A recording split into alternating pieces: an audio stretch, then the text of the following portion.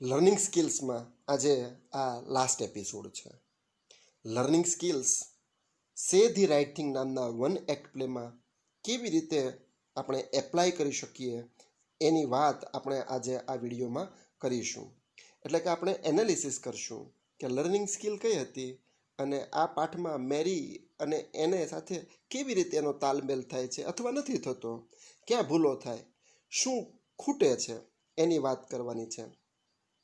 તો પહેલી વાત આ કે મેરી છે એ યંગ લર્નર છે અને એ હંમેશા રિમેન્સ ઇન અ ડિસેપ્શન કે learning is easy, she can do અને શી હેઝ લર્ન્ટ અ લોટ. તો લર્નિંગ સ્કિલમાં હંમેશા આ વાત યાદ રાખવી જોઈએ કે યંગ લોકોએ એવું કદી ન માની લેવું છે મને આવડે છે, આપણે ઘણું શીખવાનું છે. શીખી લીધેલું હોય તો ફરીથી એને જોઈ લેવું જોઈએ. એટલે મનમાંથી એક વહેમ કાઢી નાખવો જોઈએ, ભ્રમણા આપણી દૂર થવી જોઈએ, ખુલ્લા મનથી કશું પણ શીખવા માટેની તૈયારી હોવી જોઈએ, તો જ લર્નિંગ થઈ શકે. આ પહેલી વાત છે, એ મેરી સમજતી નથી.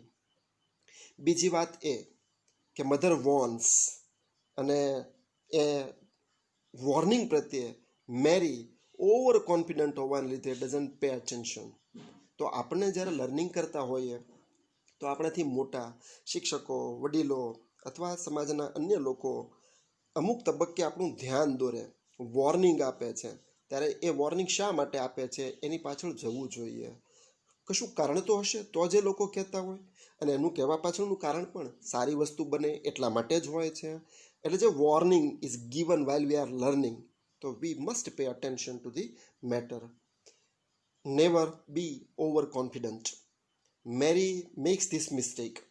She thinks that she can do it very easy.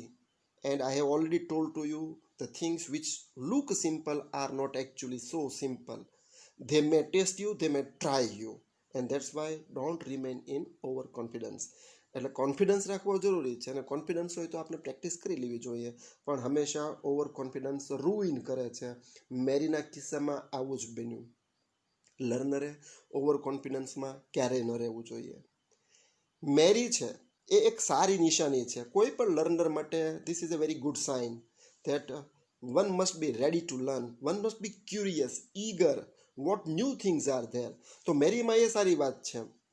એ મધરને પૂછે પણ છે કે શું કરવું જોઈએ. તો એનું ફોર્મલ લર્નિંગ છે એ પોતાને માને છે કે એક કામમાં આવશે, પણ એનું ફોર્મલ લર્નિંગ એટલે કે નિયમો પ્રમાણે તમે ચાલ્યા હોય, ટેક્સ્ટ બુક પ્રમાણે ચાલ્યું હોય, અમુક રીતથી આપણે કામ કર્યું હોય, વાસ્તવિક જીવનમાં એવું કશું બનતું હોતું નથી. એટલે ફોર્મલ લર્નિંગ અને ઇનફોર્મલ લર્નિંગ એટલે કે learning that you have done in schools and colleges and the learning or other experiences in life, they are different. એટલે એ પ્રેક્ટિકલ નથી. એટલે કોઈ પણ લર્નરે જે કંઈ શીખે છે તે વાસ્તવિક રીતે કેટલું અમલમાં આવી શકે, વાસ્તવિક રીતે એ કેમ મૂકી શકાય વાતને, એ શીખવું પડશે. લર્નર માટે પ્રેક્ટિસ એ વેરી ઇમ્પોર્ટન્ટ છે. તો મધર પાસેથી એ શીખવું જોઈએ. મધરે એને શીખવે પણ છે, પણ એ પ્રેક્ટિસ નથી કરતી. એટલે ઘરમાં આપણને ઘણા મોટા ભાગે શીખવતા હોય છે, પણ ઘરના લોકોની આપણે વેલ્યુ કરતા હોતા નથી. અને પારકીમાં કાન વિંધે એની વાત છે. એટલે અહીંયા મધરને કહે છે મને આવડે છે, પણ એને પ્રેક્ટિસ નથી કરી. મધરને પણ ખબર છે, એને કારણે બધી વસ્તુઓ એ ગોઝ રોંગ. અને કંઈ પણ સમજ્યા વગર, વિચાર્યા વગર અને એનું વર્તન અને વાતો એ હકીકતે મહેમાનોને ખૂબ ભજવે છે. અને એ કશા કારણ વગર લોકોની ટીકા ટિપ્પણી પણ કરે છે.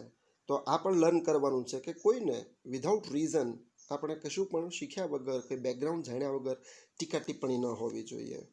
અલબત્ત મેરીનો આશય તો એવો જ છે કે એ હકીકતે જે શીખી છે એ અમલમાં મૂકે છે. માએ કહ્યું હતું કે ગેસ્ટને આપણે પ્લીઝ કરવા, હસાવવા, રમૂજ ઉત્પન્ન કરવી, મજા આવે એવું કરવી, પણ કેવા પ્રકારની રમૂજ કરવી એ તો શીખવું જોઈએ ને, એ તો જાણવી જોઈએ ને. કેવી ટીકા ટિપ્પણી કરવી જોઈએ એની પણ સમજ હોવી જોઈએ ને.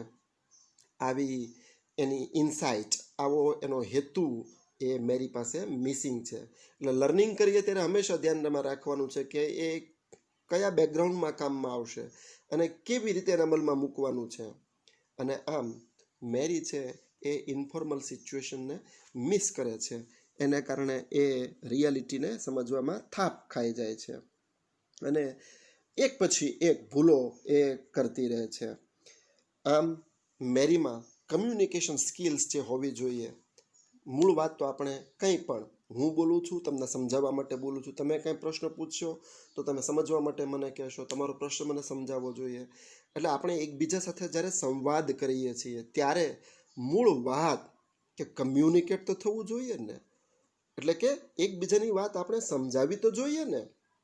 મેરી આ કમ્યુનિકેશન બરાબર કરી શકતી નથી. આપણને લાગે છે કે સહેલું છે બોલવું, વાતો કરવી સહેલી છે, પણ એ તો મિત્રો સાથે વાત કરવી સહેલી છે, ક્લાસમાં વાત કરવી સહેલી છે, ફ્રેન્ડ સાથે વાત કરવી સહેલી છે, પણ જ્યારે ફોર્મલ રીતે વાત કરવાની આવે ત્યારે ખૂબ મુશ્કેલીઓ થાય છે. જે બોલવું જોઈએ એ બોલાતું નથી, તત થઈ જાય. એને કારણે જ આપણે ઓરેટરી એ મિસ કરીએ છીએ. એટલે લર્નરે મેરી આ જાણી જવું જોઈતું હતું કે શું બોલવાનું છે, કેવી રીતે બોલવાનું છે. જે વ્યક્તિ નેરો માઇન્ડ છે તો એ બરાબર શીખી શકશે નહીં. જેનું મન ખુલ્લું નથી એનામાં કશી વસ્તુ પ્રવેશશે જ નહીં. એટલે એવા લોકો હંમેશા બીજાના દોષો પણ સામે લાવતા હોય છે, પોતાના દોષો નથી જોતા. અને આમ સહેલાઈથી કોઈ પણ વસ્તુને લેવી એ નિષ્ફળતાની પહેલી નિશાની ગણી લેવી જોઈએ. એટલે મેરીએ રાઈટ થિંગ જે કહેવી જોઈતી હતી એ રાઈટ થિંગ કહેવાતી નથી, એના બદલે ઊંધું કહેવાય જાય છે, એનું પરિણામ પણ ઊંધું જ આવે છે. તો આમ લર્નિંગ જે એકદમ મૂળભૂત રીતે થયેલું હોય, દૃઢ થયેલું હોય, તો એ લર્નિંગ મેરીમાં મિસ થાય છે.